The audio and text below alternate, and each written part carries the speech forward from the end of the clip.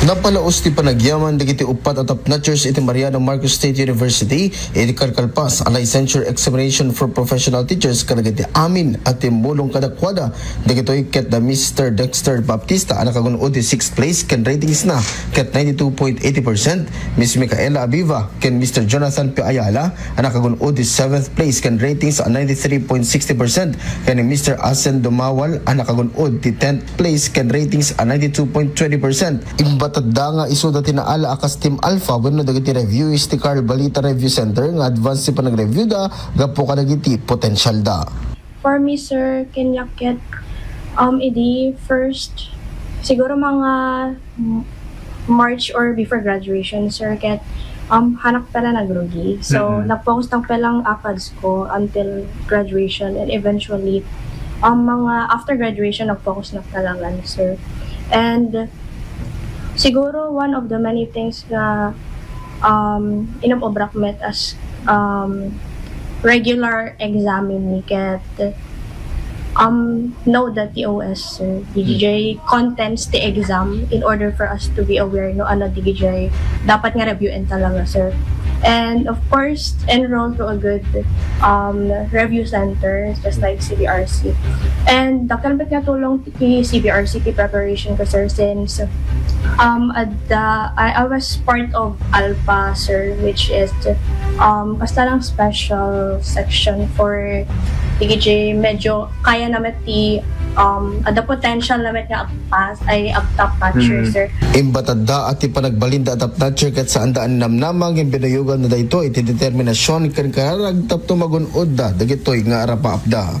Ginak much earlier kasi January, this is my New Year's resolution. Dapat at least once a day, 1 hour a day dapat get maka-review na.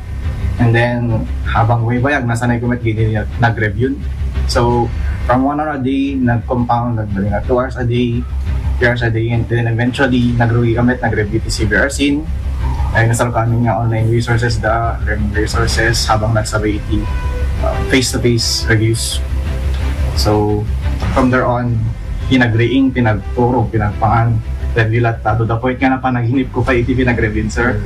And then here we are. Pressure siguro tinangdala kanyak dito kasi every time namin nga ag-release ti PRCT answers, ada na kami na eskwelahan. Tapos i-giant, agkakadwa kami nagiging friends ko, makikita mi yung sino dyan nakapasan. Ket i-jay ko marirealize ti bagbagit na ito nung sumarsaro nung al-al daw at nang 2007 nga siyang 2-10. Sir, isang gano'ng ka-previous pagisuro course, TED or somewhere, baka man CBIC can also masterize. Kuna ni Miss Marie Escobar may sa kalagiti facilitator di Carl Balita Review Center ket negati panangisuro da kalagiti estudyante tapno irigas tagat magun-ud dati ara paapda. Kailangan talaga, sir, it's important po talaga nga kailangan preparation, sir, before take the board exam kasi iti da, sir, nga makita ken maasa, sir, kasi from the start po meron kami pong tinatawag na onboarding. Yung onboarding nila, sir, meron po silang welcome party. Yun po, sir, nagso-socialization po sila, and then tapos po meron po kaming diagnostic examination.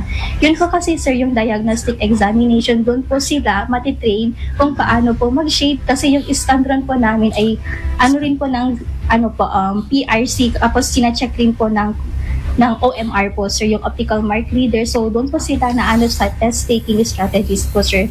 And then, throughout the review process po, sir, ayan po, sir, lecture po, tapos meron po sila rationalization, tapos hindi lang po kami review center, nagkakaroon po rin sila ng experience. Diba, na ano rin kayo yung mga experience, just like po kay Dr. Janus po, meron po kaming masterclass. Tapos kay Dr. Carl Ibalita po, meron po kaming metacognition. Doon po talaga yung pinaka-highlight po ng namin, ng review po. Kasi doon po sila na-motivate kapag nagkakaroon po sila ng doubts.